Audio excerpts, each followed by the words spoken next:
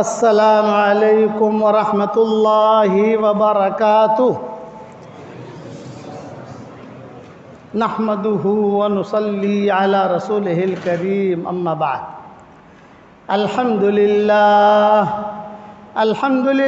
نحمده ونستعينه ونستغفره ونؤمن به ونتوكل عليه ونعوذ بالله من شرور أنفسنا ومن سيئات أعمالنا ونعوذ بالله من شرور أنفسنا ومن سيئات أعمالنا من يهده الله فلا مضل له ومن يضلله فلا هادي له ونشهد أن لا إله إلا الله وحده لا شريك له ونشهد أن سيدنا ومولانا محمدًا عبده ورسوله صلى الله عليه وعلى آله وأصحابه وبارك وسلم تسليمًا كثيرًا كثيرا أما بعد فأعوذ بالله من الشيطان الرجيم بسم الله الرحمن الرحيم يا أيها الذين آمنوا كونوا أنصار الله كما قال عيسى ابن مريم للحواريين من أنصاري إلى الله قال الحواريون نحن أنصار الله فآمنت طائفة من بني إسرائيل وكفرت طائفة فأيدنا الذين آمنوا على عدوهم فأصبحوا ظاہرین صدق اللہ العظیم۔ قابل احترام مائیں، بہنیں، بیٹیاں، بہوئیں، ہمارے محترم بھائی، کسی زمانے میں عورتوں میں دینداری بہت زیادہ ہوتی تھی اور مردوں میں بھی ہوتی تھی۔ بڑی بڑی معلمات، بڑی بڑی عالمات، بڑی بڑی فقیہات، عابدات یہ عورتوں میں ہوتی تھی۔ صلاح الدین ایوبی کی جو والدہ تھی وہ بہت بڑی عابدہ زاہدہ تھی۔ جب صلاح الدین ایوب بیت المقدس کی مہم پر تھے اور بہت کام کر رہے تھے تو ان کی فوجیں جو ہے وہ پیچھے ہٹ رہی تھی صلاح الدین ایوبی کی، تو انہوں نے ماں کو لکھا کہ ماں میں اب ہار رہا ہوں، یعنی جو میری تمنا تھی کہ بیت المقدس کو فتح کروں یہ میرے لیے بہت مشکل معاملہ ہو رہا ہے۔ تو ماں نے کہا کہ ہاں مجھے بھی یہی محسوس ہو رہا تھا کہ تم ہار رہے ہو، اور دلیل یہ کہ روزانہ میرے یہاں تہجد میں 200 عورتیں آتی تھیں۔ اس زمانے میں تہجد میں عورتیں جمع ہوتی تھیں، آج جمع نہیں کرنا ہے بھائی کہ اب دور الگ ہو گیا۔ وہ قریب قریب مکانات ہوتے تھے، قریب تو بوڑھی بوڑھی عورتیں جو ہیں وہ صلاح الدین ایوبی کے یہاں جمع ہو جاتی تھی ان کے والدہ کے پاس، کتابوں میں لکھا ہے۔ آج جو ہے تقریباً 70 عورتیں آئیں، 130 نہیں آئیں۔ میں سمجھ گئی کہ میرا بیٹا جو ہے یہ ہار رہا ہے۔ تو ان کی والدہ کا ایک معمول تھا، سورہ اخلاص کا وظیفہ کرتی تھی۔ جیسے آج کل میں لوگوں کو بتاتا ہوں 100 مرتبہ سورہ اخلاص پڑھو، آپ لوگوں کو بھی کہتا ہوں، میتا والوں کو بھی، کہ روزانہ 100 مرتبہ سورہ اخلاص پڑھنے کی عادت ڈال دو۔ اس کے بعد جو دعا مانگو گے اللہ تعالیٰ تمہیں دے گا اور چمکائے گا۔ یہ میتا انشاءاللہ، یہ میتا کا چمن چمکے گا انشاءاللہ، دین بھی آئے گا اس کے اندر۔ پھر انہوں نے دعائیں مانگی، دعا مانگنے کے بعد اللہ کی مدد آئی اور صلاح الدین ایوبی نے بیت المقدس فتح کیا۔ عورتوں کی دینداری تھی، بڑی بڑی عالمائیں ہوتی تھی۔ عالمگیر رحمۃ اللہ علیہ کی جو بیٹی تھی زیب النساء اس کا نام تھا۔ عالمگیر رحمۃ اللہ علیہ نے بہت کام کیا، کئی سالوں تک انہوں نے حکومت کی پورے ہندوستان پر۔ ہندوستان کا مطلب یہ ابھی کا ہندوستان نہیں، یہ تو ادھورا ہندوستان ہے۔ اس وقت میں پاکستان، بنگلہ دیش اور پھر تمہارے برما اور انڈونیشیا کا بھی تھوڑا سا حصہ، اور یہ سارا بھوٹان بڑے سارا ہندوستان شمار ہوتا تھا۔ کئی سالوں تک حکومت کی انہوں نے، عالمگیر رحمۃ اللہ علیہ۔ فتاوی عالمگیر جو لکھے گئی تو اس کے لیے انہوں نے 500 علماء بلائے تھے۔ کتنے علماء بھائی؟ 500۔ 300 علماء بلائے تھے حجاز سے، مصر سے، اور تمہارا بغداد سے، کوفہ سے، مکہ مدینہ سے، اور 200 علماء ہندوستان کی۔ ان کے جو بڑے تھے ان کا نام تھا نظام الدین، سارے علماء کے بڑے۔ یہ جو ہمارا درس نظامی ہے، درس نظامی ہے نا ہمارے مدرسوں میں، تو یہ درس نظامی کا تعلق وہی عالم سے ہے، یہ حضرت نظام الدین اولیاء سے نہیں ہے۔ لوگ نظام الدین اولیاء سمجھتے ہیں، نہ، وہ عالم تھے جو زین اللہ یہ عالمگیر رحمۃ اللہ علیہ نے جو ٹیم بنائی تھی، اور 500 علماء مل کر مسئلے کو حل کرتے تھے۔ مسئلے کو حل کرنے کے بعد پھر 500 علماء جو اس کو سگنیچر کرتے تھے، وہ مسئلہ اوکے ہوتا تھا، وہ پھر کتاب میں لکھا جاتا تھا۔ اچھا، وہ ہار گئے بھی، اس مسئلے کا ہمیں سمجھ میں نہیں آتا کیا کریں، تو یہ سب مل کر نظام الدین کے پاس آتے تھے جو بڑے عالم تھے، وہ جواب دیتے تھے۔ وہ بھی ہار گئے تو وہ سب مل کر عالمگیر کے پاس جاتے تھے، اور عالمگیر جو ہے وہ فتویٰ لکھتے تھے۔ وہ کہ اب حکومت چلانا اور پھر علم، وہ کہتے تھے کہ یہ اس کا جواب ہے، متفق ہو گئے تو وہ مسئلہ کتاب میں لکھ دیا جاتا تھا۔ عالمگیر بھی ہار گئے بھئی، وہ 500 علماء ہار گئے، نظام الدین بھی ہار گئے، عالمگیر بھی ہار گئے۔ اب کیا کریں؟ تو عالمگیر کہتے تھے کہ چلو میں زیب النساء سے پوچھوں گا، یہ ان کی بیٹی تھی۔ 4 کلومیٹر پر اس لڑکی کا کتب خانہ تھا، وہ بھی میتا کی لڑکی جیسی ہی تھی، یہ نہیں کہ آسمان سے کوئی الگ اتری تھی۔ وہ جو لڑکیوں عورتوں کی ضروریات ہوتی ہیں، جو عورتوں کی حاجتیں ہوتی ہیں، جو کھانا ہوتا ہے، جو وہی تھی۔ کوئی لوگ حور اتر آئی تھی نا، وہی تھی، مٹی کی فرشی حور، عرشی حور نہیں۔ 4 کلومیٹر پر علماء نے لکھا۔ اور عالمگیر کو بھی جب بیٹی سے ملنے جانا ہوتا تھا تو عالمگیر بھی اجازت لیتے تھے۔ کتنا علم ہوگا اس لڑکی کے پاس۔ عالمگیر کہتے تھے کہ بیٹا اب تم جوان ہوئے، شادی کر لو۔ وہ کہتی تھی میں نے کتابوں سے شادی کر لی ہے۔ دروازہ ہے، اس کے اندر ایک دروازہ، اس کے اندر ایک دروازہ، اس کے اندر ایک دروازہ، اس کے اندر پھر اپنے خادماؤں کے ساتھ رہتی تھی اور کتابوں کا مطالعہ کرتی رہتی تھی۔ زیب النساء نام تھا اس کا۔ کنواری رہی، شادی نہیں کی، لیکن مسئلہ پوچھنے کے لیے عالمگیر بیٹی کے پاس نہیں جاتے تھے۔ وہ جو ان کی سیکرٹری تھی نا، اس کو پوچھتے تھے ملنا ہے، کبھی 15 دن کے بعد کا ٹائم ملتا تھا، کبھی 20 دن کے بعد ابا کو کہنا آویں۔ یہ علمی مشغولیت تھی اس زمانے میں، کہ عورتیں دیندار بھی ہوتی تھی، عالمائیں بھی ہوتی تھی، فقیہائی بھی ہوتی تھی، یہ عام تھا رواج۔ یہ تو اب ہمارے یہاں رواج ختم ہو گیا۔ اب عورتوں کا کام ہمارے یہاں کیا ہوا؟ سلائی سکھاؤ، سلائی، تاکہ گھر جن کو لگڑا بگڑا سیوے ان کو پیسہ بڑھاوے۔ یہ ہمارے پیسے ہم سنتے ہیں نا۔ بھی کہاں گئی تھی؟ کہ مہندی لگانے سیکھنے گئی تھی۔ مہندی لگانا سکھاؤ، سلائی لگانا سکھاؤ، یہ سکھاؤ، وہ سکھاؤ۔ میں کہتا ہوں مومنہ بناؤ، روٹی بنانا سکھاؤ، چائے پکانا سکھاؤ، گھر کیسے صاف رکھنا وہ سکھاؤ۔ اور اللہ معاف فرمائے، اب یہ تو کوئی چیز سوچ کر میں بیٹھتا تو نہیں ہوں، لیکن چونکہ ہمارے شاگرد تو ساری دنیا میں پھیلے ہوئے ہیں نا بھائی۔ ارے واٹس ایپ کا سبق تمہارے میتا میں بھی آتا جاتا ہی ہوگا، کہیں نہ کہیں سے پہنچ جاتا ہوگا ماشاءاللہ۔ سر اب تو ہمیں آج کل کے جو بہوئیں دلہن ہیں، اللہ پہلے میں دلہنوں کی بہت تعریف کرتا تھا ساری دنیا کے اعتبار سے، خالی میتا کے اعتبار سے نہیں، ممنوعیوں کے اعتبار سے نہیں، لیکن میں تو استاد ساری دنیا کا ہوں اس وقت میں۔ تو میں تو پاکستان کو بھی دیکھوں گا، امریکہ کو بھی دیکھوں گا، عربوں کو بھی دیکھوں گا، سب کو۔ تو پہلے بہت ان کا سائڈ لیتا تھا، لیکن اب جو حالت ہے تب دلہنے جو ہے ان کو روٹی بنانا بھی نہیں آتا. ہم تو برگر کھاتے ہیں, روٹی پکانا تو ہم کو آتا ہی نہیں ہے.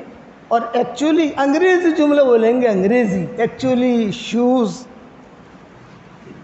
اور اپنی ترقی سمجھیں گے ہماری ترقی ہے. 2 بجے تو اٹھتی ہیں, بعض علاقوں میں ایسا ہم نے دیکھا 2 بجے اٹھتی ہے, اور وہاں ارے بھائی تو نکل تو صحیح کمرے میں سے, ابھی یہ پبجی ذرا دیکھ رہی ہوں, تھوڑا سا پبجی کوئی ہے چکر, وہ ذرا دیکھ رہی ہوں, وہ تھوڑا پورا ہو جائے پھر نکلتی ہوں. الٹا ہو گیا معاملہ. علماء نے لکھا ہے کہ معاملہ جب الٹا ہوتا ہے تو سب الٹ جاتا ہے. لا تزغ قلوبنا بعد إذ هديتنا وهب لنا من لدنك رحمة. ہمارے دلوں کو ٹیڑھا مت کرنا. برتن سیدھا ہے, دودھ ہے, وہ ٹیڑھا کر دو تو کیا ہوگا بھائی, دودھ گر جائے گا. اس لیے دعا منگوائی کہ ربنا لا تزغ قلوبنا بعد إذ هديتنا وهب لنا من لدنك رحمة إنك أنت الوهاب. تو زیب النساء ٹائم دیتی تھی. یہ عالمگیر جو ہے جاتے تھے, جانے کے بعد زیب النساء سے پوچھتے تھے. زیب النساء کہتے تھے کہ یہ مسئلے میں مجھے 1 ہفتے کا وقت چاہیے, وقت دیتی تھی. پھر زیب النساء جو بات بتا دیتی تھی اس پر سارے علماء متفق ہو جاتے تھے. اسی لیے پرانی عالمگیری آپ اٹھاؤ, اب جو چھپ رہی ہے وہ نہیں. پرانی عالمگیری, پرانی دیوبند کے مدرسے میں ہوگی, یا حیدرآباد کے کوتب خانے میں ہوگی. مسئلے کے بعد لکھا ہوگا زے. کیا مطلب؟ زیب النساء کے بتایا ہوا تھا, اس پر یہ فتویٰ ہے. یہ عورتوں کا علم تھا. آج ہے بھائی علم, خیر خیرات کرنے میں آگے, دعائیں مانگنے میں آگے. حضرت فاطمہ رضی اللہ تعالیٰ عنہ سردی کی راتوں میں مسجد نبوی میں عشاء کی نماز کے بعد کھڑی ہو جاتی تھی, اور پوری رات 2 رکعت بھی پوری کرتی تھی. پوری رات, سردی کی راتیں لمبی ہوتی ہیں. حضرت فاطمہ جب سلام پھیرتی تھی تہجد کی اذان ہوتی تھی, پھر ایک جملہ کہتی تھی, اللہ تو نے تیری راتیں بھی تو بہت چھوٹی بنائی, اور لمبی راتیں تیری ہوتی میں تو سو اور مناجات کرتی. یہ ماحول تھا, گھر گھر کا ماحول. ایک درخواست کروں گا کہ ہماری بہنیں, ہماری مائیں, ہمارے بھائی, ہمارے گھروں میں انگریزی جملے نہیں چاہیے. شوز اور پتہ نہیں ایسے ایسے جملے کہیں گے. حبیبی سر بھی تم کیا کہتے ہو شوز؟ ارے بھائی شوز کا کیا مطلب؟ جوتا پہ جوتا کہو نا بھائی.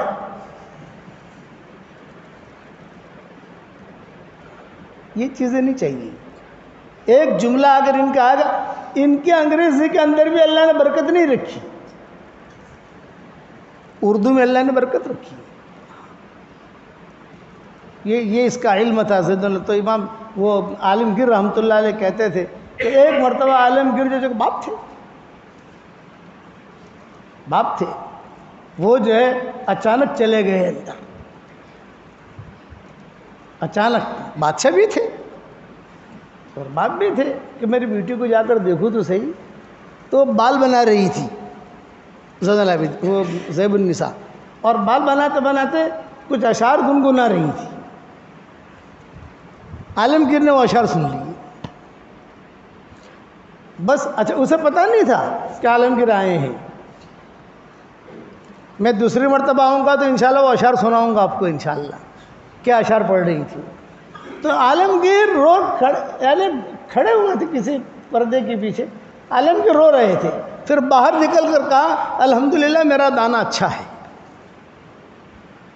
بگڑی نہیں ہے میری بیٹی.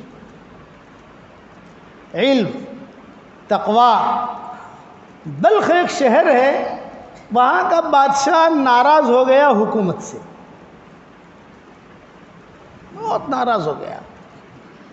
تو اس نے ٹیکس ڈالا, بھئی اتنا ٹیکس بھرو تو بلخ میں رہو ورنہ جاؤ. بلخ کا مطلب ہمارا ہندوستان کا کشمیر.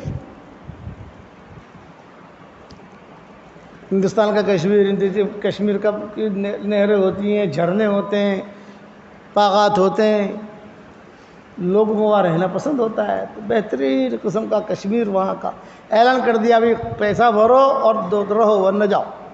سارے بلخ سب مسلمان. ابھی ہم کہاں جائیں گے؟ ہم لوگ ہمارے تو سالوں سے ہمارے باپ دادا یہ چلے آ رہے ہیں، لوگ ہمارے کاروبار ہے، زمین ہے. کبھی میں کچھ نہیں جانتا، ٹیکس بھرو تو رہو ورنہ جاؤ. پریشان ہو گئے یہ لوگ. مشورہ کیا تو کہا بھی دیکھو ہرات چلے جاؤ. ہرات یہ افغانستان وغیرہ میں ایک شہر کا نام ہے. چونکہ ہمارے سفر وہاں ہوئے ہیں نا تو ہمیں قصے یاد ہیں سارے.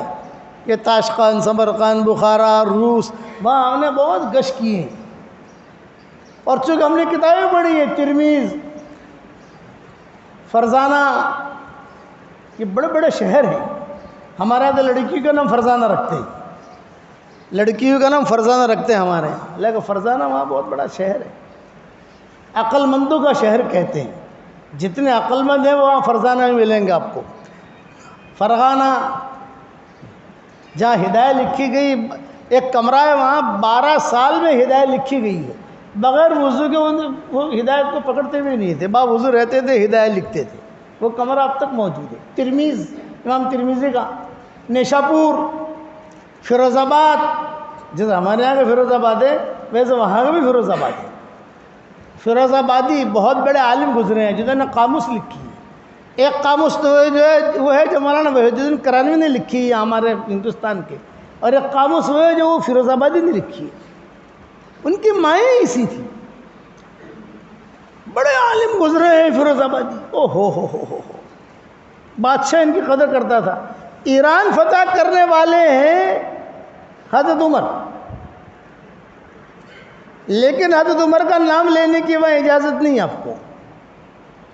آپ نے اگر کسی کو کہہ دیا عمر نام رکھنا تو دور کی بات ہے، اس لیے کہ آپ عمر نام رکھو گے تو پاسورڈ بنے گا ہی نہیں آپ کو. وہ جو ریکارڈ ہوتا ہے نا، ریکارڈ میں لکھیں گے ہی نہیں. ابو بکر، عمر، عثمان، یہ بائیکاٹ، یعنی کہ ان کا نام مت لو. تو یہ فیروز آباد مائیں کیسی تھی میں سمجھا رہا ہوں.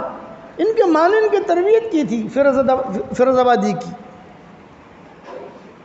وہ آئے زاہدان میں، ان کا بڑا شہر ہے ایران کا، شیعہ بھی ہیں وہاں سب. بادشاہ نے کہا کہ حضرت جمعہ کا خطبہ دو. آپ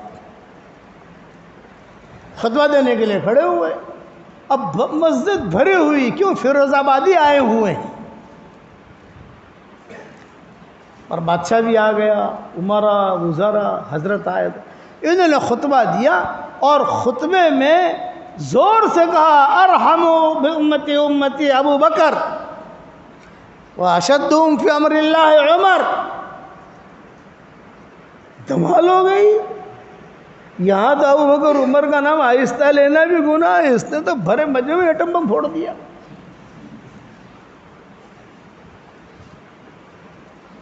حضرت عثمان کا نام لے لیا اور سارے مسجد میں جو ہے دھمال. بادشاہ بھی لال پیلا. بادشاہ نے کہا پکڑو اس کو، خطبہ کوئی اور دے گا، اس کو پکڑو اور برے طریقے سے قتل کرو. برے طریقے سے قتل ایرانی لوگ کیسا کرتے ہیں بتاؤ آپ کو؟ پھانسی نہیں دیتے اس دور کے لوگ. برے طریقے سے قتل کرنے کا ان کا طریقہ یہ ہوتا تھا کہ چھوٹے چھوٹے پنجرے ہوتے تھے. ان چھوٹے پنجروں میں بھوکے بھیڑیے، بھوکے شیر، بھوکے چیتے، بھوکے کتے رکھتے تھے. 1 ہفتے کا بھوکا، 10 دن کا بھوکا، 20 25 50 ایسے جو ہے نا پنجرے ہوتے ہیں. بھوکے بہت نکالو تو جو ملے گا اس کو کھا جائیں گے.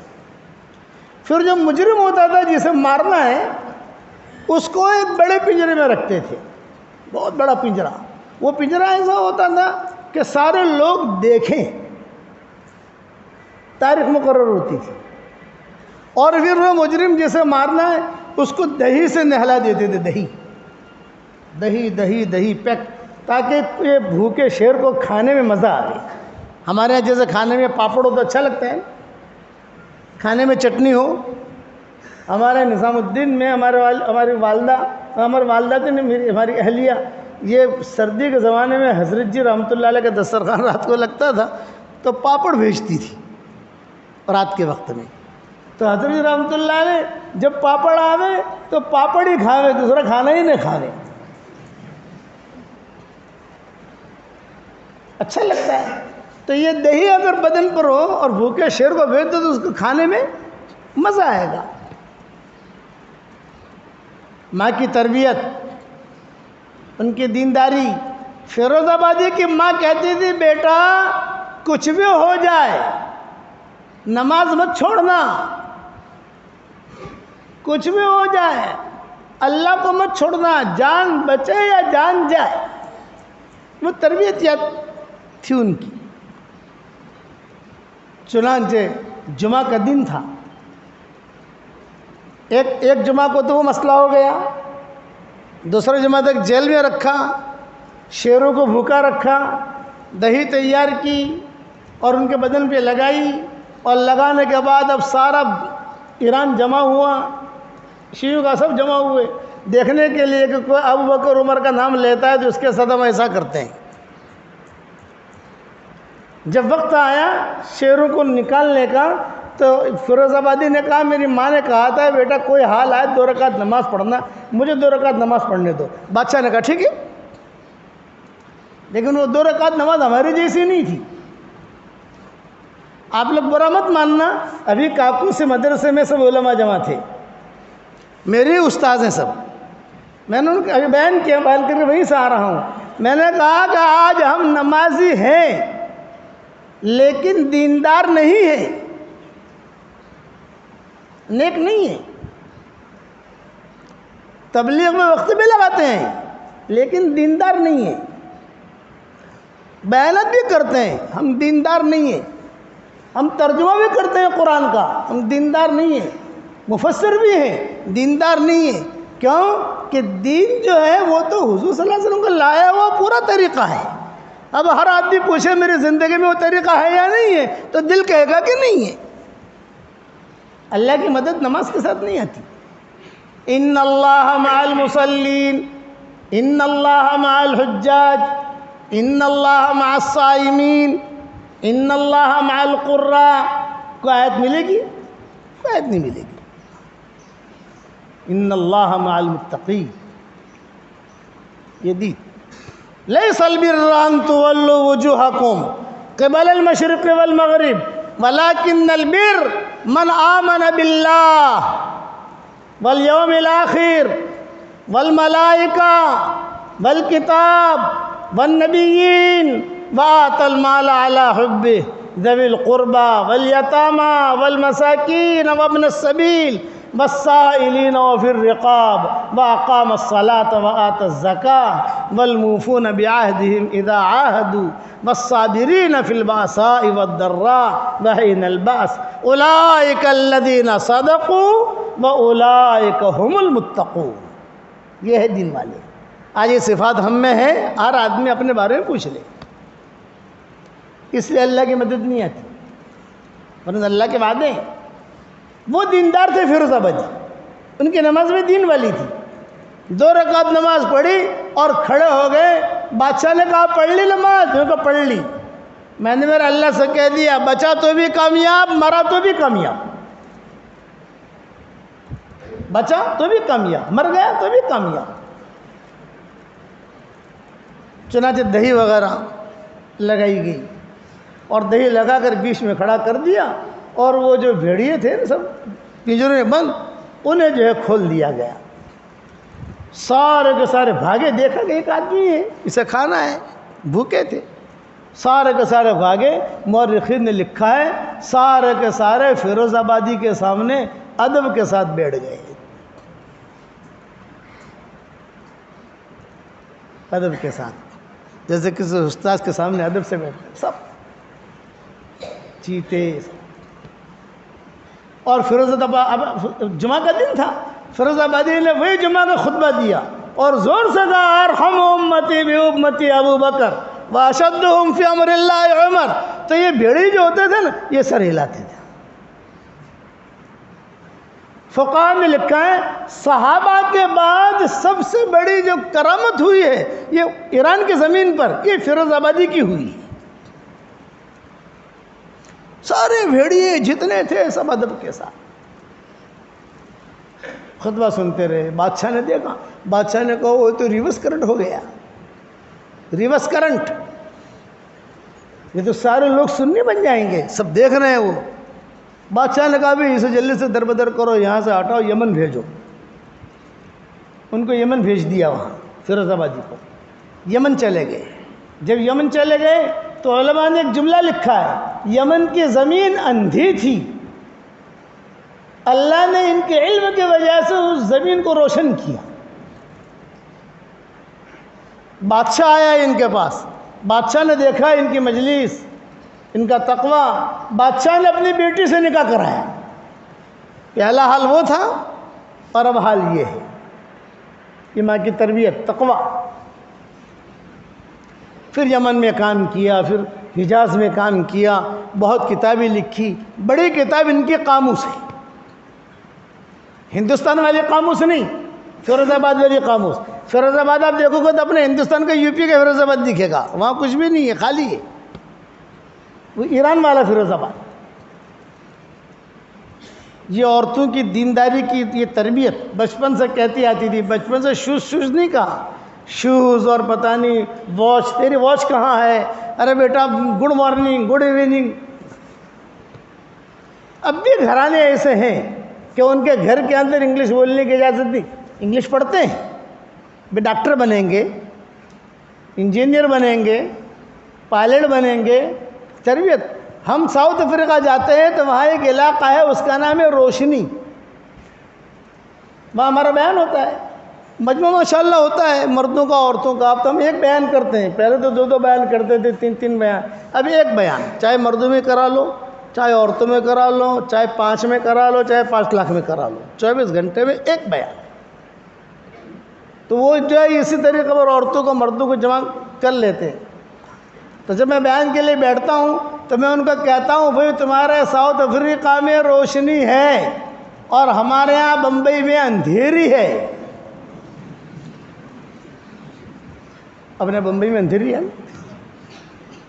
تو وہاں ایک پائلٹ صاحب ملے, عورتوں کی دینداری ہمارے ساتھ کھانے میں. پائلٹ صاحب سے کہا کہ پائلٹ صاحب آپ کہاں فلائٹ لے کے جاتے ہیں؟ انہوں نے کہا میں جوہانسبرگ سے جاتا ہوں ڈنمارک, لاس اینجلیس, لمبی لمبی فلائٹیں ہوتی ہیں. آپ ہوائی جہاز میں کیا کرتے ہیں؟ انہوں نے کہا مول صاحب ٹیک آف کے بعد میں قرآن کھول کے بیٹھ جاتا ہوں, جرمن پہنچتے پہنچتے میرے 15 پارے ہو جاتے ہیں. ٹورنٹو پہنچتے پہنچتے میرا پورا قرآن ہو جاتا ہے. 18 گھنٹے کی فلائٹ ہوتی ہے. آرام کا وقت ہمیں دیتے ہیں تو فلائٹ میں نیند تو آتی نہیں ہے, میں جو ہے اپنا قرآن پڑھتا رہتا ہوں. اچھا تمہارے گھر میں دین کیسا آیا؟ بولے میری بیوی کی برکت سے. بیوی جو ہے وہ عورتوں کی تعلیم کے حلقے میں جاتی تھی, وہاں سے سب حدیثیں سیکھ کے آتی تھی, اور تمہارے سبق بھی پہنچتے ہیں وہ بھی سناتی تھی. سبق تو سب جگہ پہنچ جاتا ہے الحمدللہ, وہ بھی سناتی تھی. تو میں کہتا تھا کہ ارے تو ملا نہیں بن گئی, میں تو مسٹر ہوں, مسٹر پائلٹ, اور تو ملا نہیں, تیرا میرا جوڑ کیسے ہوگا؟ تو وہ کہتی تھی جس اللہ نے مجھے ملا نہیں بنایا ہے وہی اللہ آپ کو ملا بنا دے گا. وہ محنت کرتی رہی, میرے 3 چلے بھی لگ گئے, اور ماشاءاللہ دعوت کا کام میں بھی لگا ہوں, اور ہوائی جہاز بھی اڑاتا ہوں, اور سب کچھ کرتا ہوں. دیکھو آپ, اور قرآن بھی پڑھتا ہوں. یہ عورتوں کی دینداری منتقل ہوئی. تو میں ہرات کا قصہ سنا رہا تھا, ہرات کا, بلخ کا قصہ, کہ وہ اس نے کہا کہ پیسے لاؤ تو رہو اور نہ جاؤ. انہوں نے مشورہ کیا, کسی نے کہا ہرات میں ایک لڑکی رہتی ہے, بہت مالدار ہے, اس کے بعد جا کر تم بات کرو, وہ تمہاری مدد کرے گی. گئے. اب اس لڑکی تک, اس عورت تک پہنچنا ابھی تک مسئلہ ہے, کیسے جاویں بھی, کہاں ہے, کیا ہے, کیا نہیں. ہرات جو ہے بڑا بڑا علاقہ, کہاں ہے, کہاں, جلدے جلدے پہنچ گئے, وقت مل گیا. پردے بات کی بھی کیوں آئے ہو؟ یہ کہ ہم بلخ سے آئے ہیں, بڑے پریشان ہیں, آپ ہماری مدد کرو, کچھ پیسہ ہمیں دو تاکہ ہم ٹیکس ادا کریں اور ٹیکس ادا کر کے جو ہے جان چھوٹے ہماری. تو اس نے کہا اماں ہلن ٹھہرو ٹھہرو. گھر میں گئی اور گھر میں جا کر ایک چادر لائی. چادر. اور کہا یہ چادر بیچ دینا اور تمہارا ٹیکس بھی ادا ہو جائے گا, پیسے بھی بچ جائیں گے. جب پیسے بچ جائیں گے تو اس کی مسجدیں بنا دینا. وہ کھڑے کھڑے دیکھ رہے ہیں, ارے چادر اتنی قیمتی ہے. بولے تم جاؤ, تو بادشاہ سمجھے گا کیا ہے یہ. اصلی ہیرو کی چادر تھی اس کے پاس. لے کر آئے. اب اتنی مہنگی چادر کون خریدے گا؟ بادشاہ ہی خریدے گا. بادشاہ کے پاس گئے, بھائی یہ چادر لائے ہیں, اس کا حساب کتاب کر لے, ہمارا جو بھی حساب کتاب بنتا ہو پیسہ واپس کر. بادشاہ نے چادر دیکھی, ارے تم کہاں سے لائے؟ ان کا ہرات سے لائے. اچھا, اس نے اتنا قیمتی مال دے دیا تم کو؟ ہاں دیا, تیرا جو ٹیکس ہے لے لے. اس نے کہا جب ایک عورت اتنا خرچ کر سکتی ہے تو میں تو بادشاہ ہوں, جاؤ تم سب کے ٹیکس معاف. ٹیکس معاف ہو گئے. اب یہ اللہ والے تھے, ہیرا پھیری والے تو تھے نہیں. ارے یار پہلے بیڈنچو خبر پڑ છે યાર, આ ચાદર આપણે 10-15 છીએ ને આપસ में કરી લેવું આપણો કોમ નહીં. اللہ دیکھ رہا ہے. واپس گئے وہ چادر کو لے کر. ٹائم لیا. ہاں بھی کیا ہوا, آپ کا کام بن گیا؟ یہ کہ ہمارا کام ایسا بنا کہ اس نے ٹیکس معاف کر دیا, یہ چادر لے کر ہم واپس آئے ہیں اور یہ چادر آپ واپس لے لو. دینداری دیکھو اس لڑکی کو, اس عورت کی. وہ کہہ رہی ہے کہ نہیں بھی چادر اب میں نے دے دی, میرے گھر میں نہیں آ سکتی. اور جس چادر پر غیر محرم کی نظر پڑی ہو وہ چادر میرے گھر میں واپس نہیں آ سکتی. اسے لے جاؤ اور لے جا کر جو ہے تم مسجد بناؤ. تو فقہاء علماء نے لکھا ہے 4000 مسجدیں بنی. کتنی بھائی؟ 4000. اور ہر مسجد کا ایک ہی نام, مسجد الرضا. مسجد الرضا, چادر والی مسجد, چادر والی مسجد. نمبر 1, نمبر 2, نمبر 3, 100, 200, 1000, 2000, 4000 ایسا. سمجھ گئے نا, اس کا نام ہی مسجد الرضا. اللہ لے جاوے آپ کو افغانستان, اور ابھی تو سب حالات چل رہے ہیں وہاں, کبھی بھی جماعت میں جانا ہو, چونکہ ہمارے بیانات ہوئے سب جگہ, تو اب مسجد الرضا, مسجد الرضا, تو وہاں یہ کہتے تھے بس مسجد الرضا 303 نمبر میں آج بیان ہے, مسجد الرضا 313 نمبر میں آج بیان ہے, ایسا نمبر وار نا ایک ہی. اب وہ چادر اس کے پاس کہاں سے آئی؟ اس کا مستقل لمبا قصہ ہے. جنات کے بادشاہ سے اس کی شادی ہوئی تھی. اب یہ قصہ سنانے جاؤں گا تو یار 4:45 تو یہ بج گئے ہیں, وہ دوسرے وقت میں سنائیں گے انشاءاللہ. جنات کا جو بادشاہ تھا نا, اس سے اس کی شادی ہوئی تھی. بعد میں سناؤں گا قصہ, پہلے قصہ پورا سن لو, یاد دلانا جب دوسری مرتبہ آئے تب انشاءاللہ. تو وہاں سے چادر آئی تھی اس کے پاس, یہ لڑکی کے پاس. اب یہ اس نے تو چادر دے دی. اب انہوں نے جو ہے تو غوری نام سناؤں گا, غوری, غیاث الدین غوری, عثمان غوری, ریحان غوری, ایک بہت بڑا خاندان گزرا ہے. اب غوری کی تاریخ کی کتابوں میں دیکھو تو غوری غوری غوری غوری ملے گا. تو غیاث الدین غوری تھا, اس نے جو ہے بہت بڑی جامع مسجد بنائی, بہت بڑی جامع مسجد اسی پیسوں سے. باقی مسجدیں کیسے بنی؟ بھئی تمہارے میتا میں کتنی مسجدوں کی ضرورت ہے؟ بھئی 3 مسجدوں کی. اچھا چلو ہمارے انجینئر آئیں گے, کیا خرچہ ہوگا, پیسہ لے لو, 3 مسجدیں بنا دو. یہ 3 مسجدیں بن گئی. گٹھا من میں کتنی ضرورت ہے؟ 5. وہاں آدمی جا کر دیکھے گا 5 مسجد, ایسے چھوٹے چھوٹے بنائی, لیکن ایک مسجد بڑی بنائی. بڑا مجمع آتا ہے وہاں, اور بیان کرنے میں مزہ بھی آتا ہے ماشاءاللہ. وہ لمبے لمبے صافے ان کے, کالے پیلے, سمجھ گئے نا آپ. اور جب ہم چاہتے تو ہمارا استقبال بھی توپوں سے کرتے ہیں, توپوں سے. ڈر لگتا ہے کہیں توپنے کو نہیں لگ جاوے یار. اور بعض جگہ پر تو استقبال کرتے ہیں وہ زمین پہ چلنے نہیں دیتے, وہ اٹھا لیتے ہیں. بولے ہم جو علماء کو اٹھا لیتے ہیں.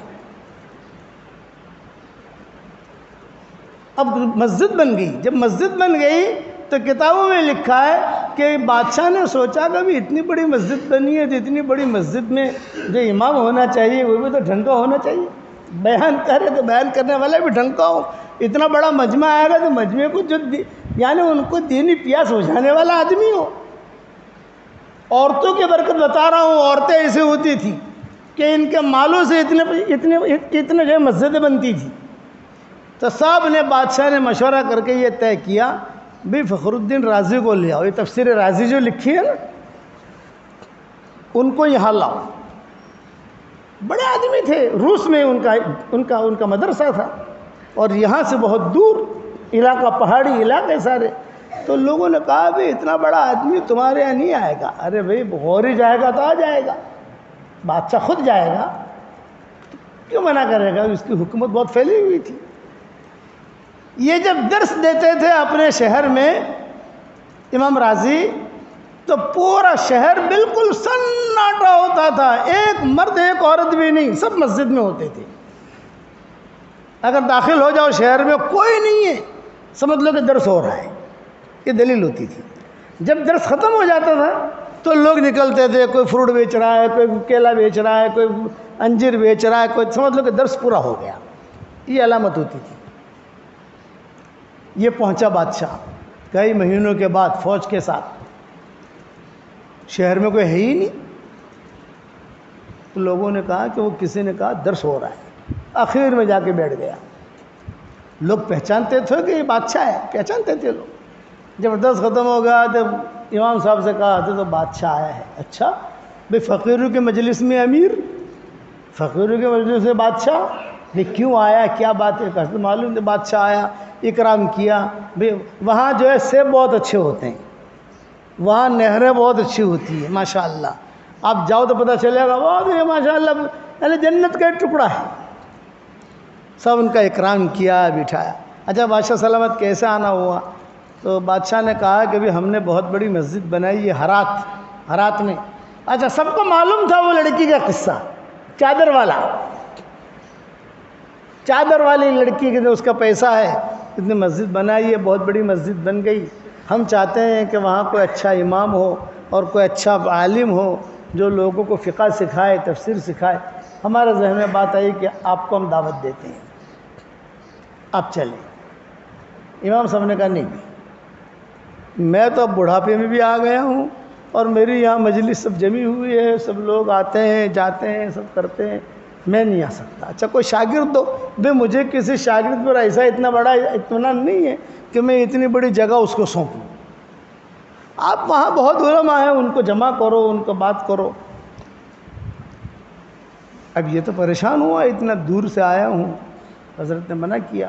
لیکن جو خادم ہوتے ہیں نا، خادم، ان کو سارے سٹنگیں آتی ہیں کہ کیا کہو گے۔ تو امام صاحب جاتے خادم کو کہا بھی کیا کریں، یہ کہیں بالکل مانیں گے نہیں۔ اگر آپ کو انہیں لے جانا ہے وہاں، ایک ترتیب ہے، امام صاحب سے یہ کہو کہ امام صاحب آپ کو ہم اس لیے لے جا رہے ہیں کہ وہاں مسجد تو بن گئی لیکن قبلے میں اختلاف ہے، کچھ علماء کہتے ہیں کہ یوں ہیں، کچھ علماء کہتے ہیں کہ یوں ہیں، کچھ کہتے ہیں یوں ہیں۔ اب وہ سارے علماء جو آپس میں لڑ رہے ہیں، آپ آؤ گے، آپ فیصلہ کرو گے تو آپ پر ساری امت جمع ہو جائے گی۔ تو ان کے ذہن میں بات آ گئی، ہاں بھی اگر قبلے کا، مسلمانوں کے قبلے کا مسئلہ ہے تو میں سفر کروں گا، طے کر لیا سفر کروں گا۔ دوسرے دن امام راضی نے کہا میں آؤں گا تو صحیح، لیکن میرے پڑھنے پڑھانے کا حرج ہوگا، میں روزانہ تفسیر پڑھاتا ہوں بچوں کو، کتابیں پڑھاتا ہوں اور 200 بچے ہیں۔ تو بادشاہ نے کہا کہ حضرت 300 لڑکے ہو، ساتھ لے چلو۔ تو وہ لڑکے جو تھے وہ بھی خوش ہو گئے، ارے اچھا یار یہاں بیٹھے بیٹھے میتا دیکھے بھی آنکھیں اندھی ہو گئی، تھوڑا سا باہر نکلو یار کو دنیا دیکھو، تھوڑا سا ایک آؤٹنگ ہوتی ہے نا۔ اب تو خالی میتا دیکھا بمبئی دیکھا، میتا دیکھا بمبئی دیکھا، دنیا ملے گی دوسری۔ لڑکے بھی خوش ہو گئے۔ تو ان کے 200 اہم شاگرد تھے کہ تو بھی چل، تو بھی چل، تو بھی چل، سب کو لیا۔ جیسے امام ابو حنیفہ کے 50 شاگرد ٹاپ 1 تھے، ٹاپ 50 شاگرد، کوئی بھی مسئلہ ہوتا تھا 50 شاگرد ساتھ رہتے تھے۔ ان میں سے 19واں نمبر تھا عبداللہ ابن مبارک کا، عبداللہ ابن مبارک کا 19واں نمبر تھا۔ اور پہلا نمبر تھا امام ابو یوسف کا، دوسرا نمبر تھا امام محمد کا، تیسرا نمبر تھا امام ظفر کا. یہ سب ان کے کیٹیگریاں تھیں. پہلے نمبر پر ہی سامنے بیٹھتے تھے ابو یوسف، پھر امام محمد، ابو ظفر، ایسا تھے. 1900 نمبر پر جو ہے وہ ٹک لگی رہتی تھی، وہ نمبر عبداللہ ابن مبارک ہوتے تھے. اتنا بڑا آدمی 1900 نمبر پر تھا امام ابو حنیفہ کے شاگردوں میں. تو ان کے بھی شاگرد تھے. سفر شروع ہوا. اب سفر شروع ہوا تو راستے میں لوگ جمع ہوتے تھے. بھئی جہاں پر بھی چلے جاؤ تو لوگ تو جمع ہوتے ہیں نا، پہچان والے بھی فلاں صاحب آ رہے ہیں، فلاں صاحب آ رہے ہیں. بستیوں میں لوگ جمع ہوتے، بیان کرتے کرتے، نمازیں پڑھتے پڑھتے، دعائیں مانگتے مانگتے کئی مہینے کے بعد پہنچے وہاں پہنچ کر کہا کہ اچھا کون سی مسجد؟ یہ مسجد. اور کون سے قبلے کا اختلاف ہے؟ بولے یہ اختلاف ہے. تو انہوں نے 7 دن تک نماز پڑھائی. کتنے دن تک؟ 7 دن. 7 دن نماز پڑھانے کے بعد امام راضی نے کہا کہ بھائی کون لوگ ہیں جو اختلاف کرتے ہیں؟ سب آ گئے ان کے بیان میں، ان کے پیچھے نماز پڑھنے کے لیے. تو غوری نے کہا کہ حضرت آپ نے 7 دن نماز پڑھائی، سب متفق ہو گئے کہ قبلہ ٹھیک ہے.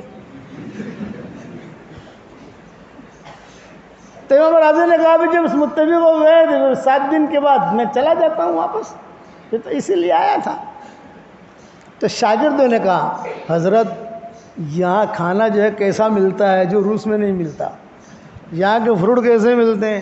اور حضرت یہ غوری جو ہے طلباء کو خود کھڑا ہو کے کھانا کھلاتا تھا. اور غوری کی جو بیویاں تھیں، بہنیں تھیں، وہ خود کھانا پکا کے بھیجتی تھی کہ علم دین والے ہیں، ہمارے ہاتھ سے ہم کھانا پکائیں گے. اللہ کا شکر ہے ہماری ممنوعیہ جو ہے اللہ نے ان کو بھی مقام دیا ہے. میں دنیا بھر میں کہتا ہوں کہ اگر تمہیں دنیا میں حوریں دیکھنی ہو تو ہماری ممنوعیہ ہے. یہ ساری دنیا میں کہتا ہوں. اور ایک بات یہ بھی کہتا ہوں، کسی کو ہجرت کرنی ہے تو مکہ مدینہ سے اچھی جگہ کوئی جگہ نہیں ہے. لیکن مکہ مدینہ حالات میں نہیں جا سکتا تو ہمارے یہ علاقے میں ہجرت کر لے، یا کم سے کم ایمان محفوظ ہو جائے گا. اتنا اچھا ہمارا علاقہ ہے یہ انشاءاللہ، چاہے بناسکٹھے کی شکل میں ہو، چاہے مہسانے کی شکل میں ہو، چاہے جو بھی ہو. میں ابھی یہ کاکوسی میں علماء سے بھی کہا کہ یہ ہمارا علاقہ جو ہے جنت کا ایک ٹکڑا ہے، چاہے آپ کو سمجھ میں آوے نہ آوے. یہاں سب سے بڑی خوبی سادگی، دوسری خوبی کہ یہاں پر عورتوں میں حیا، مردوں میں حیا، تیسری خوبی کہ یہاں کم سے کم آدمی کا ایمان محفوظ رہے گا، ایمان نہیں بیچے گا. ماحول ایسا بنا ہے ہمارے علاقوں کا. اور ممنوعیہ ماشاء اللہ، اللہ نظر بس بچائے. کہیں کہیں الٹے ایڑے ٹیڑے جو ہے دانے بھی ہوتے ہیں، ایسا نہیں کہتا میں، کہیں ہوگا، لیکن عام طور سے جو ہے وہ جنت کی حور ہے. اپنا وہی گول برقع اور اپنا وہی ترتیب، تعلیم میں جانا، جو اس لیے کہ میری شاگردانی زیادہ وہ ہیں. میری مومن کا ہتھیار زیادہ تر ساری دنیا میں عورتیں پڑھتی ہیں. ہمارا سبق زیادہ تر عورتیں سنتی ہیں. میں انٹرنیشنل بات کر رہا ہوں، چاہے عربوں میں ہو، عربی سبق زیادہ تر عربی عورتیں سنتی ہیں زیادہ تر. ہماری کتاب مقالد السماوات والارض مومن کا ہتھیار کی عربی ہے. یہ عورتیں مدینہ منورہ میں آتی ہیں، تھیلے بھر بھر کے لے جاتی ہیں. وہ دکاندار جو ہے نا اسٹاک کے اندر رکھتا ہے، لیکن باہر کچھ کتابیں رکھتا ہے نا. تو آ کر جو ہے وہ کہتی ہے کہ بس آتے نے کل الکتب ہادہ کل سب، تو صاحب ایک تھیلے میں بھر کر لے جاتی ہے. وہ جب لے جائے گی وہ دوسری مرتبہ مال لا کے رکھے گا، پھر دوسرا گروپ آئے گا وہ لے کے چلا جائے گا. یہ اللہ کا شکر ہے. اب امام راضی کو شاگردوں نے کہا کہ حضرت ہم تو یہاں بیٹھے وہاں بیٹھے یہ حالت تھی، یہاں تو کھانا مل رہا ہے، آج یہیں ٹھہر جاؤ. بادشاہ نے کہا کہ حضرت آج یہیں ٹھہر جاؤ، سب کی ہم شادیاں کرا دیں گے، سب کو کھانا دے دیں گے، سب کے کمرے بنا دیں گے. تب امام راضی وہاں ٹھہرے اور وہی ان کا انتقال ہوا اور وہی ان کی قبر بنی. اور سارا ثواب ملا کس کو؟ وہ چادر والی کو. چادر والی سمجھ گئے؟ ہرات نامی لڑکی، جنات کے بادشاہ سے نکاح ہوا تھا. اب وہ اور جنات سے نکاح ہو سکتا ہے نہیں ہو سکتا، اس پر میں نے مستقل بیانات کیے ہیں. مہندی والی مسجد میں یا یوٹیوب پر کہیں نہ کہیں بیانات ہوں گے، وہاں دیکھ لینا. میں عورتوں کی دینداری سمجھا رہا ہوں، ان کے خرچے سمجھا رہا ہوں. علم، فقہ، دینداری، اللہ کے سامنے رونا، کسی زمانے میں عورتوں میں اتنی دینداری ہوتی تھی کہ شوہر نکلتا تھا تو یہ عورت جو ہے دروازے پر آتی تھی اور ایک جملہ کہتی تھی، یا رجل اتق اللہ فینا، اے ہمارے پیارے شوہر، ہمارے بارے میں اللہ سے ڈرتے رہنا۔ تم روزی روٹی کمانے جا رہے ہو، تم جو ہے اب حلال کی لانا، حرام کی مت لانا۔ ہم فاقہ برداشت کر سکتی ہیں، جہنم کی آگ برداشت نہیں کر سکتی۔ یہ عورتوں کی دینداری تھی۔ بچوں کے ساتھ حسن سلوک، بچوں کے ساتھ بچوں کی صحیح تربیت۔ میرے والد صاحب رحمۃ اللہ علیہ کے قصہ تو معروف مشہور ہے۔ ابا کہتے تھے میری ماں جو ہے، میری ماں نے میری تربیت کی۔ میرے والد صاحب رحمۃ اللہ علیہ فرماتے تھے، کہتے تھے بیٹا عمر، مجھے قرآن سنا، میں تو اندھی ہو گئی ہوں، قرآن پڑھ نہیں سکتی۔ تو ابا فرماتے تھے میں سورہ اخلاص، سورہ فلق، سورہ ناس پڑھ کر کھیلنے کے لیے بھاگ جاتا تھا۔ تو کہتے اللہ عمر چو جاؤ، اللہ عمر چو جاؤ، اندھی ہوتی تھی دادی، اللہ عمر چو سے تو لڑکے کہتے کہ تیری ماں بولا بس جا، اگر دیکھ بھاگنا مت، تو میں تیرا ہاتھ پکڑ رہی ہوں، سورہ بقرہ سنا، سورہ بقرہ پڑھ۔ سورہ بقرہ تو لمبی ہے، 2.5 پارے کی ہے۔ پھر میری ماں کہتی تھی بیٹا عمر، آج اندھیری کوٹھڑی میں تیری اندھی ماں تجھ سے قرآن سن رہی ہے، ایک زمانہ آئے گا کہ ساری دنیا کے لوگ تیرا قرآن سنیں گے۔ جبکہ دعوت کے کام کی کوئی روج بوجھ بھی نہیں تھی، ہمارے علاقے میں بھی دعوت کا کام نہیں تھا۔ ماں کی تربیت، ماں کی دعا۔ اور 3 باتیں یاد رکھنا، 3 کام کرنے والا کبھی بھی بدبخت نہیں ہو سکتا، یہ قرآن میں ہے۔ نمبر 1، دعا مانگنے والا کبھی بھی بدبخت نہیں ہو سکتا۔ انی لم اکن بدعائک رب شقیہ، میں دعا مانگ کر کبھی بدبخت نہیں ہو سکتا۔ نمبر 2، قرآن پڑھنے والا کبھی بھی بدبخت نہیں ہو سکتا۔ طٰہٰ ما انزلنا علیک القرآن لتشقیٰ، یہ دلیل ہے۔ تیسرا، ماں باپ کی خدمت کرنے والا کبھی بھی بدبخت نہیں ہو سکتا۔ وبرا بوالدتی ولم یجعلنی جبارا شقیا، عیسیٰ علیہ السلام نے کہا تھا وبرا بوالدتی ولم یجعلنی جبارا شقیا، مجھے اللہ نے جبار اور شقی نہیں بنایا، میں نہیں بنوں گا، میری ماں کی خدمت کر رہا ہوں۔ یہاں ماں سے مراد ماں بھی ہے اور باپ بھی ہے۔ اس لیے دعاؤں کا اہتمام کرو۔ 2 وظیفے دیتا ہوں آپ کو، 100 مرتبہ سورہ اخلاص کا تو یاد ہو گیا آپ کو ماشاءاللہ، وہ تو پڑھنا ہی پڑھنا ہے۔ اس سے شارٹ کر کے دیتا ہوں، روزانہ 10 مرتبہ سبحان اللہ پڑھو، 10 مرتبہ الحمدللہ پڑھو، 10 مرتبہ اللہ اکبر پڑھو، 1 منٹ بھی نہیں لگے گی انشاءاللہ، 10 مرتبہ پڑھنا ہے۔ 10 مرتبہ سبحان اللہ، 10 مرتبہ الحمدللہ، 10 مرتبہ اللہ اکبر۔ اس کے بعد حضور صلی اللہ علیہ وسلم نے فرمایا اللہ سے مانگنا تو جو مانگتی جائے گی اللہ تجھے دیتا جائے گا، مانگتی رہنا۔ تو آپ لوگ بھی کرو گے انشاءاللہ۔ دوسری بات کہ عورتوں کے اندر کئی قصے ملیں گے کہ ان کی آنکھوں میں خاص نور ہوتا ہے جو مردوں میں نہیں ہوتا۔ یہ میرا مضمون یاد رکھنا۔ حضور صلی اللہ علیہ وسلم کو سب سے پہلے پہچاننے والی حضرت خدیجہ تھی، شادی تو ہوئی نہیں تھی۔ حضرت خدیجہ ایک معروف خاندان کی، یا حضور صلی اللہ علیہ وسلم کو ابھی نبوت نہیں ملی ہے، ابھی تو اپنا یعنی کر رہے ہیں کام۔ جب 22-23 سال کی عمر ہو گئی حضور صلی اللہ علیہ وسلم کی، تو حضور صلی اللہ علیہ وسلم کو ابو طالب نے اور فاطمہ نے بلایا، فاطمہ اسدیہ، یہ ابو طالب کی بیوی تھی، اور حضرت علی کی ماں، اور حضرت فاطمہ کی ساسیں تو ہوئی نا۔ جہاں ساس کا نام بھی فاطمہ ہو اور بہو کا نام بھی فاطمہ ہو اور بیٹی کا نام بھی فاطمہ ہو، یہ ٹاپ 1 گھرانہ ہوتا ہے۔ یہ ذہن میں رکھنا، اس پر بھی میرا مستقل بیان ہے۔ زینب نام کے اوپر بھی مستقل بیان ہے، زینب۔ سلمہ نام کے اوپر بھی مجھے گٹھامن میں کیا پتہ نہیں، بھاگل میں کیا شاید، بھاگل میں کیا کل میں نے یوٹیوب میں دیکھ لینا۔ یہ فاطمہ اسدیہ کہ ابو طالب کی بھی حضور صلی اللہ علیہ وسلم بہت محبت کرتے تھے، بہت روتے تھے. یہ مسلمان نہیں ہوئی تھی، ابو طالب کی حیاتی میں مسلمان نہیں ہوئی تو ابو طالب مشرک تھے. تو کہتی تھی مجھے اسلام لانا ہے. حضور صلی اللہ علیہ وسلم کو چپ کے مجھے مسلمان بننا ہے لیکن یہ نہیں ہے تو میں کیسے بنوں. حضور صلی اللہ علیہ وسلم فاطمہ اسدیہ کا بہت تذکرہ کرتے تھے، ام ایمن کا بہت تذکرہ کرتے تھے، ان عورتوں کا بہت تذکرہ کرتے تھے، اور حضرت حلیمہ کا بہت تذکرہ کرتے تھے، ام ہانی کا بہت تذکرہ کرتے تھے. ان کی سمجھداریاں بتاتے تھے کہ یہ ہیں عورتیں لیکن دیکھو ان کی سمجھداری کیسی. حضرت خدیجہ کا بہت تذکرہ کرتے تھے. صحابہ میں سے کسی کا حضور نے اتنا تذکرہ نہیں کیا، یہ ایسا ان کے فضائل بیان کر دیے، لیکن اپنی نجی مجلسوں میں. بلکہ حضرت فاطمہ اسدیہ جو ابو طالب کی بیوی تھی، جب یہ مسلمان ہو گئی، ابو طالب کے انتقال کے بعد یہ مسلمان ہو گئی. جب یہ مسلمان ہو گئی تو ہجرت کی، مدینہ منورہ پہنچی، تو حضور نے گھر کا انتظام کیا، یہ کیا وہ کیا. تو حضور صلی اللہ علیہ وسلم ماؤں کو کہتے تھے آج عائشہ کی باری، کل میمونہ کی باری، پرسوں جویریہ کی باری، باریاں ہوتی بیویوں کی، اور اس کے بعد فاطمہ. اپنی صاحبزادی سے کہتے تھے بیٹا فاطمہ کہہ دینا تیری امی سے کہ پھر ایک رات میں وہاں سوؤں گا. تو صحابہ پوچھتے، مائیں پوچھتی حضرت وہاں کیوں؟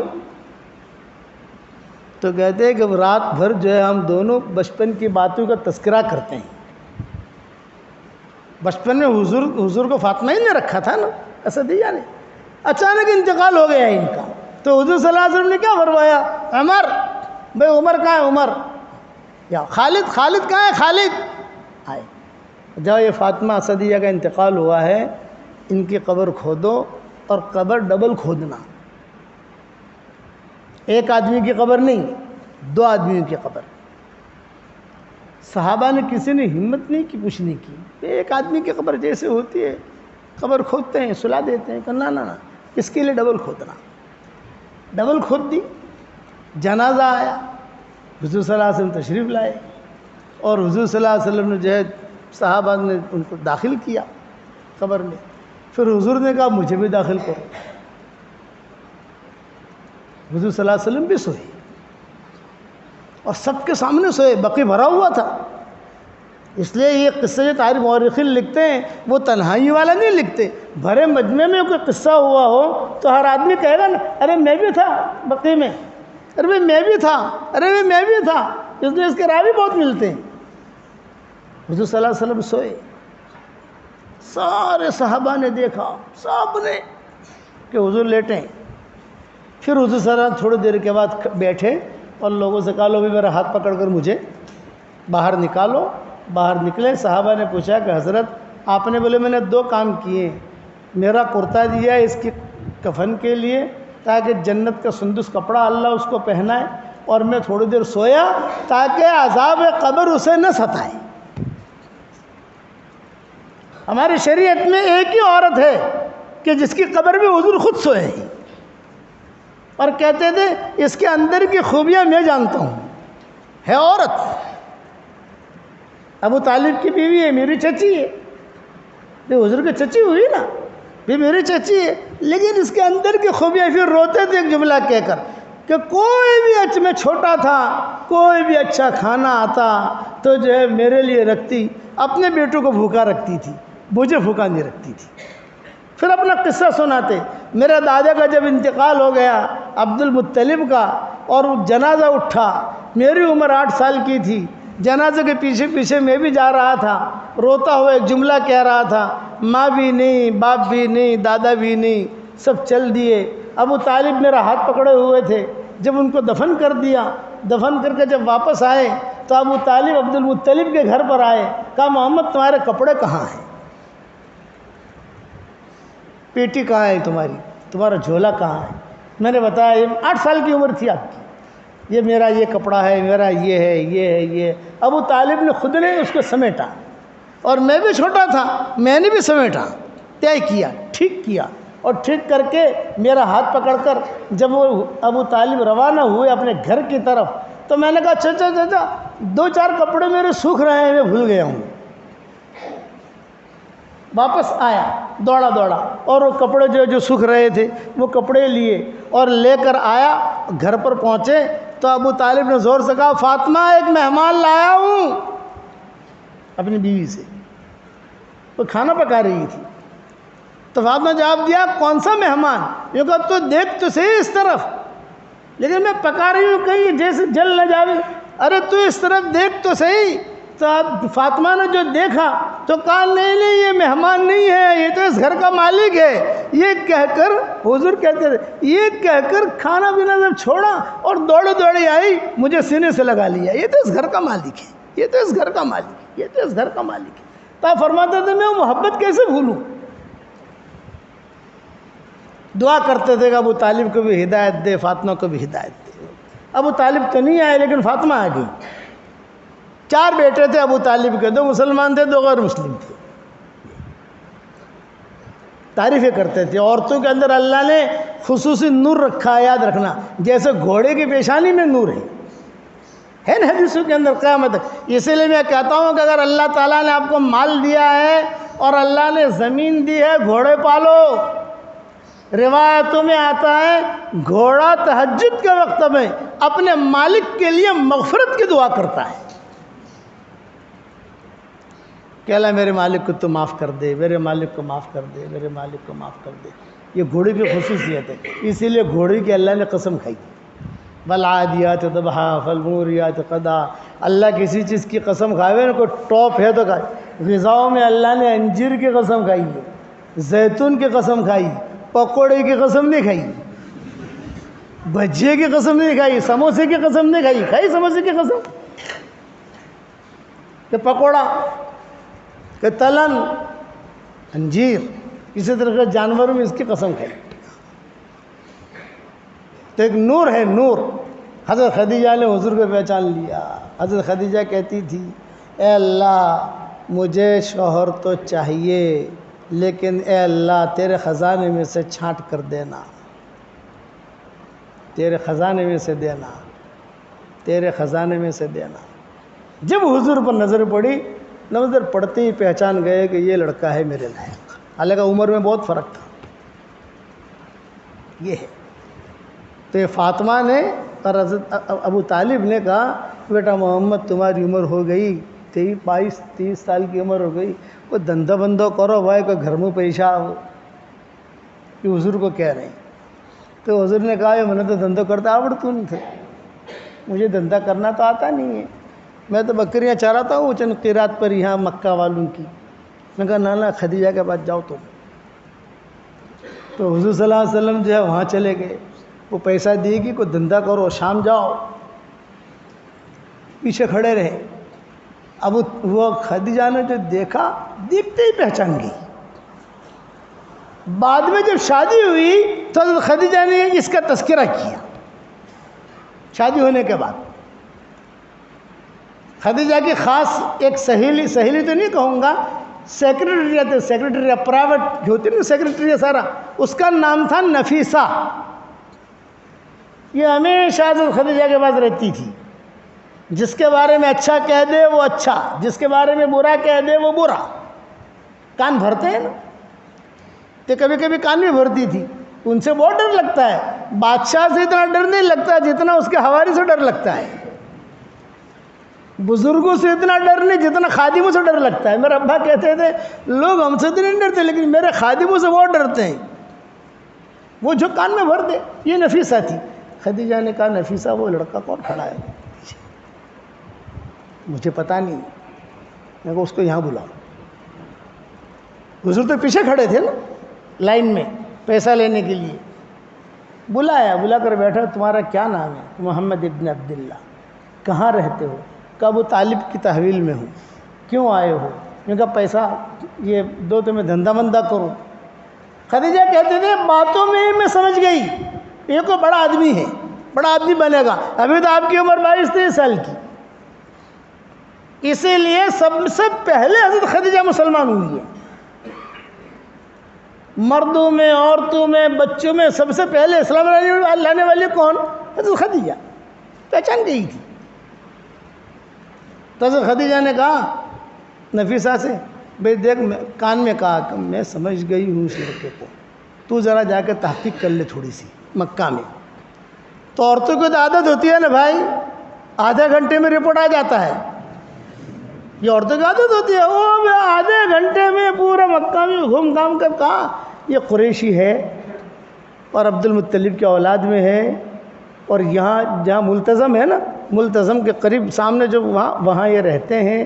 اچھا، تو اب حضرت خدیجہ خود بات کر رہی ہے، بھئی یہ پیسہ لو، تم جاؤ دھندا کرو، غلام کو ساتھ دے دیا، اس کا اکرام کرنا۔ سمجھ گئی، وہ نور سمجھ گئی۔ اسی لیے موسیٰ علیہ السلام کی جو بیویاں تھیں، جو شادی ہوئی، وہ لڑکیاں سمجھ گئی تھی موسیٰ علیہ السلام کو۔ یا ابت استاجروا ان خیر من استاجرت القوی الامین، ابا جان ان میں سے اس کو لے لو، بہت اچھا لڑکا ہے یہ۔ پھر وہی نکاح ہوا، سمجھ گئی۔ اسی طریقے سے یہ سمجھ گئی خدیجہ۔ واپس جب آئے تو حضور صلی اللہ علیہ وسلم کو بہت اکرام کیا، بھی کتنا نفع ہوا؟ یہ کہ یہ نفع ہوا۔ تو حضور نے حساب رکھا تھا سب، یہ پوٹلی میری ہے، یہ پوٹلی آپ کی نفع کی، اور یہ راس المال، اور کچھ وہاں لڑائی ہوئی تھی سفر کے اندر، تو اس کا کچھ حضور نے وعدہ کیا تھا غلام کے ساتھ میں، لڑائی وڑائی مت کر، میرے حساب میں سے پیسہ دے دوں گا، یہ لفافہ اس کا جو میں نے وعدہ کیا تھا۔ تو حضرت خدیجہ نے کہا کہ آپ کا کون سا؟ یہ اب خدیجہ پہچان گئی ہے، بڑی عمر کی، اچھا اپنا رکھ لو، رکھ لیا۔ میرا نفع کون سا ہے؟ یہ۔ تو حضرت خدیجہ نے کہا لو میرا نفع بھی لے لو، ڈبل ہو گیا نا۔ 50,000 حضور کا نفع تھا، 50,000 خدیجہ کا نفع تھا، تو حضور خدیجہ نے اپنا نفع بھی دے دیا۔ حضور بہت خوش ہو گئے۔ پھر کہا کہ یہ پیسہ کون سا؟ یہ کہ یہ راس المال ہے، موڑی۔ حضرت خدیجہ نے کہا یہ بھی لے لو، تو حضور تو اور خوش ہو گئے۔ پھر یہ کس کا لفافہ؟ بولی یہ اس کا ہے، میسرہ جو غلام ساتھ تھا، ربا یا جو بھی تھا، اس الوی تو تیرا لے لے۔ نفیسہ بیٹھی ہوئی تھی، نفیسہ سے کہا نفیسہ دوسرے گھر میں جا، تو بات کرنا چاہتی ہوں، بھئی تو بھی جا۔ اب اکیلے حضور ہیں، خدیجہ ہیں۔ حضرت خدیجہ نے کیا کہا؟ محمد تم جوان ہوئے ہو، شادی کا ارادہ ہے؟ تو کنوارے تھے آپ، کنوارا آدمی جو ہوتا ہے بے حیا نہیں ہوتا، شرم ہوتی ہے اس میں، تو آپ ایک دم لال ہو گئے، ایک دم سرخ، اور آپ نے آہستہ سے کہا کہ ہاں مجھے حاجت تو ہے، لیکن یہ کہ ہم غریب ہیں، ہمارے پاس مکان نہیں ہے۔ تو حضرت خدیجہ نے خود نے کہا کیا ارادہ ہے اگر میرے ساتھ تمہارا نکاح ہو جائے؟ یہ خیریں ہمیشہ یاد رکھنا، میرے والد کہتے تھے دل میں خیر ہوگی تو خیر تمہیں ڈھونڈتے ڈھونڈتے آئے گی، اچھا شوہر تمہیں ڈھونڈتے ڈھونڈتے آئے گا، اچھی بیوی تمہیں ڈھونڈتے ڈھونڈتے آئے گی۔ یہاں تک کہ حضور ایک دم خاموش ہو گئے، میرے ساتھ نکاح کا خود پیغام رکھا، خاموش۔ آخر میں حضور نے کہا کہ بھئی یہ بات تو جو ہے گھریلو مشورے کی ہوتی ہے، اگر آپ کہو تو مشورہ کر لو گھر پر۔ خدیجہ نے کہا ٹھیک ہے کر لو۔ اب روانہ ہوئے حضور صلی اللہ علیہ وسلم سب پیسے لے کر۔ کہتے تھے مجھے اتنی خوشی ہوئی کہ اپنے گھر کا راستہ بھی بھول گیا، گھر کھڑے دیکھ رہا ہوں، ارے میرا اس طرف گھر ہے، اس طرف ہے، اس طرف ہے۔ گئے وہاں تو وہاں فاطمہ اسدیہ، ابو طالب، یہ سب بیٹھے ہوئے تھے، ارے بیٹا آ گیا، بیٹا آ گیا، بیٹا آ گیا۔ ابا یہ چچا یہ میرا نفع، خدیجہ نے بھی اپنا نفع دے دیا اور اس نے اپنا موڑی بھی دے دی بہت، اور آہستہ سے کہا بھئی چچا ایک بات کرنا چاہتا ہوں۔ ہاں بولو بولو بولو۔ خدیجہ نے یہ کہا ہے میرے ساتھ نکاح کر لے۔ تب ابو طالب نے کیا کہا؟ ارے تو نے خواب دیکھا ہوگا۔ اور اسدیہ کیا کہہ رہی، فاطمہ اسدیہ کیا کہہ رہی ہے؟ ایسا کیوں کہتے ہو تم، ایسا کیوں کہتے ہو خواب دیکھا ہوگا؟ یہ بچہ ہمارا جو ہے اس سے بھی زیادہ قیمتی ہے، یہ ہمارا بیٹا اس سے بھی زیادہ قیمتی ہے۔ اب جاؤ تحقیق کرو، اس کو پوچھو۔ میں جاؤں محمد پوچھنے کے لیے؟ ہاں ہاں جاؤ۔ ابو طالب خود آئے، خدیجہ سے پوچھا، خدیجہ نے کہا سچ میں نے کہا ہے۔ اچھا آپ نے کہا ہے تو آپ کیسے ان شادی کریں گے؟ اس لیے کہ تمہارا خاندان ہمارا خاندان، تمہارا پیسہ ہمارا پیسہ، کچھ بھی۔ تو خدیجہ نے کہا ٹینشن مت لو، تمہارا ارادہ ہو تو ساری سیٹنگ میں کر لوں گی، نہیں ارادہ ہے ہمارا، لیکن کیسے ابا کو پوچھو گی؟ یہ کہا میری عادت ہے روزانہ ابا کو مغرب کے بعد 1 شراب کی بوتل پلاتی ہوں روزانہ، اور جس دن کوئی خاص کام کرانا ہوتا ہے، بڑے چیک پر سگنیچر کروانے ہوتے ہیں نا، تو 2 بوتلیں پلا دیتی ہوں۔ تو جب یہ بات طے ہوگی تو 2 بوتلیں پلا دوں گی۔ تاریخ طے ہو گئی، شادی ہو گئی، رخصتی ہوئی، جب اندر گئے کمرے میں تب حضرت خدیجہ نے یہ کہا کیا محمد میں تمہارا ابھی تو نبوت ملی نہیں تھی، محمد کہتے تھے، میں تمہارا ہاتھ پکڑ رہی ہوں، اس سے میرا ارادہ کچھ اور نہیں ہے، تمہارے چہرے کے اوپر پہلے ہی دن سے میں نے نبوت کا نور دیکھ لیا ہے۔ ایک دن آئے گا اللہ تمہیں نبی بنائے گا، جب اللہ تمہیں نبی بنائے خدیجہ کو طلاق مت دے دینا۔ اس پر حضور بہت روئے، بہت روئے، میں اتنا بے غیرت نہیں ہوں۔ تو حضور ان کا تذکرہ کرتے تھے، ایسی تھی ایسی تھی۔ ماں عائشہ کہتی تھی بوڑھی کا تذکرہ کرتے ہو، ہم جوانوں کو تو بھول جاتے ہو۔ فرمایا تم بھی ہو، لیکن اس کا یہ ہے، اس کا یہ ہے، اس کا یہ ہے، اس کا یہ ہے۔ بس بات تو بھائی مضمون تو بہت لمبے ہیں، میں یہ کہتا ہوں کہ سارا مجمع یہ نیت کرے کہ مرتے دم تک ہمیں دین پر چلنا ہے، کہو انشاءاللہ، اور محبتوں سے رہو۔ کوئی معاملہ آوے لیٹ گو کرو۔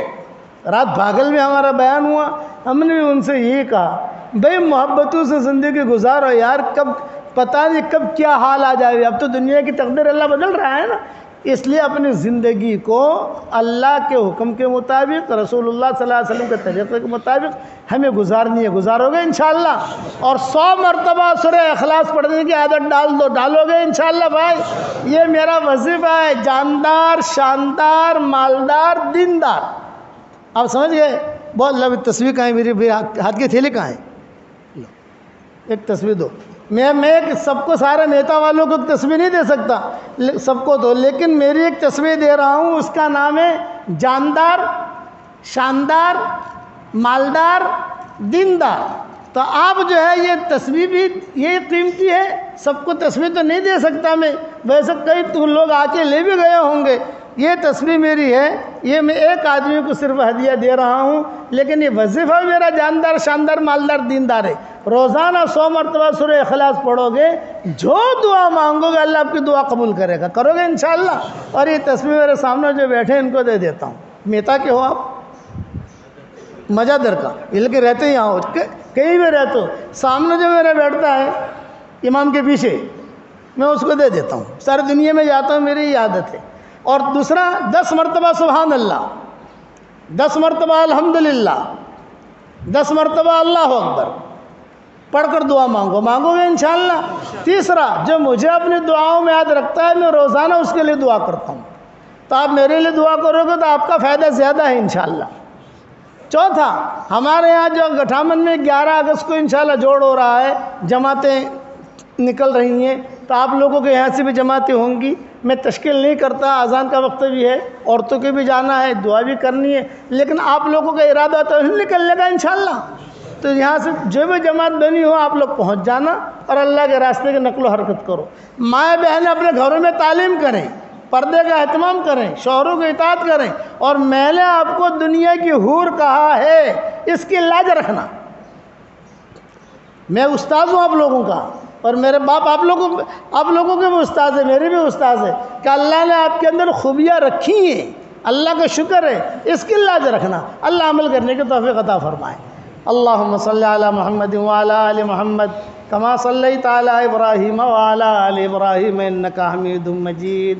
اللہم لک الحمد کلو ولک المن کلو ولک الشکر کلو ولک الخلق کلو وإلیک یرجع الامر کلو وإلیک یصعد الکلم الطیب کلو۔ لک الحمد بالاسلام، لک الحمد بالایمان، لک الحمد بالقرآن، لک الحمد حتی ترضى، لک الحمد اذا رضیت، لک الحمد بعد الرضا۔ اللہم آت نفوسنا تقواها وزکها انت خیر من زکاها انت ولیها ومولاها۔ اللہم لا تردنا خائبین بل ردنا إلى ديننا ردا جميلا بل ردنا إلى ديننا ردا جميلا لا إله إلا الله العظيم الحليم لا إله إلا الله رب العرش الكريم۔ اے اللہ ہمارے گناہوں کو معاف فرما، اے اللہ ہمارے خطاؤں سے درگزر فرما، اے اللہ پورے میتا والوں کو قبول فرما، ان کی عورتوں کو قبول فرما، ان کے بچوں کو قبول فرما، ان کے بیٹوں کو قبول فرما، ان کی بیٹیوں کو قبول فرما۔ اے اللہ میتا کے ایک ایک ذرے کو قبول فرما، میتا کے ایک ایک اینٹ کو قبول فرما، ایک ایک پتے پتی کو قبول فرما، یہاں کی عورتوں کو اور مردوں کو قبول فرما، اور یہ دعا پوری ہمارے مومن برادری کے لیے قبول فرما اور ساری دنیا کے لیے قبول فرما۔ اے اللہ جس کے دل میں جو جائز مراد ہو عافیت سے ان کے جائز مرادوں کو پوری فرما کر اس میں خیر کی شکلیں اور صورتیں پیدا فرما، اچانک کا خیر ہمیں نصیب فرما، اچانک کے شر سے تو ہماری حفاظت فرما، ہمارا کھویا ہوا دین ہمیں واپس دے دے، ہمارا کھویا ہوا قرآن واپس دے دے، ہماری کھوئی ہوئی عزتیں واپس دے دے، کھویا ہوا دعوت کا کام واپس دے دے۔ اے اللہ اس گاؤں میں آنے کو تو قبول فرما، اس گاؤں میں رہنے کو قبول فرما، اس گاؤں سے جانے کو قبول فرما۔ اے اللہ ہماری پوری برادری کو قبول فرما، اقوام عالم کی ہدایت کے فیصلے فرما۔ اے اللہ اگر آپ نے ہمارا نام سعید اور نیک بختوں میں لکھا ہو تو ہمارا نام انہی میں لکھے رکھیو، اور اگر آپ نے ہمارا نام شقی اور بدبختوں میں لکھا ہو تو ہمارا نام ان کی فہرست سے مٹا دینا، اور نیک لوگوں کی فہرست میں ہمارا نام لکھ لینا۔ لکھنا بھی آپ کا کام ہے، مٹانا بھی آپ کا کام ہے۔ اے اللہ اس مجلس میں آسمان تک فرشتے ہی فرشتے ہیں۔ اے میتا کی مسجد کے فرشتوں، ہمارا رب ہم سے روٹھا ہوا ہے، ہمارے روٹھے ہوئے رب کو ہم سے منوا دو۔ اے اللہ تو اس امت سے کب تک روٹھا رہے گا؟ اے اللہ تو اس امت سے کب تک روٹھا رہے گا؟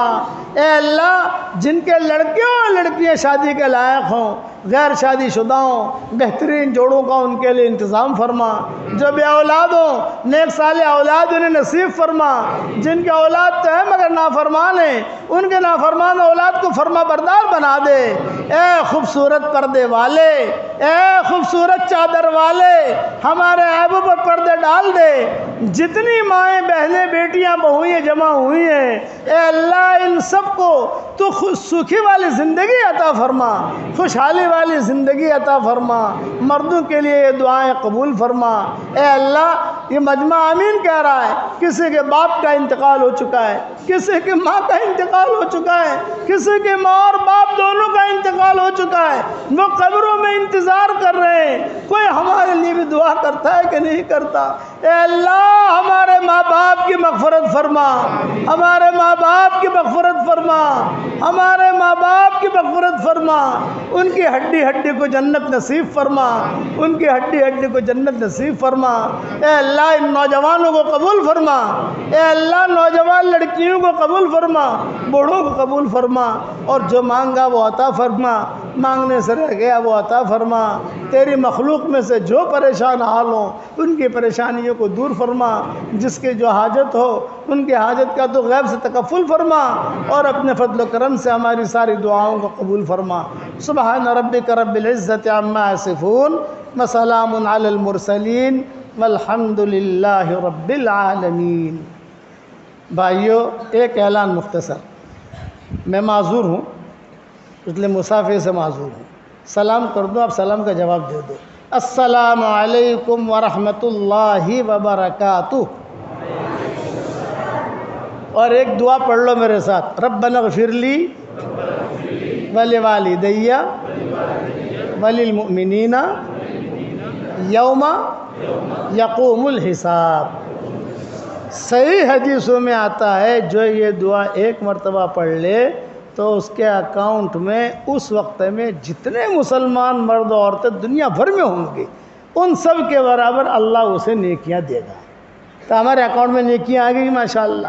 اور جب دوسری مرتبہ اللہ تعالیٰ مجھے یہاں لائے تو وہ لڑکی کا نکاح جنات کے ساتھ کیسے ہوا بادشاہ کے ساتھ وہ قصہ سنانا ہے، اور حضرت خدیجہ والا قصہ بھی پورا سنایا نہیں ہے وہ پورا کریں گے انشاءاللہ جب بھی اللہ لائے، صرف ہمیں یاد دلا دینا، ٹھیک ہے؟ السلام علیکم ورحمۃ اللہ وبرکاتہ۔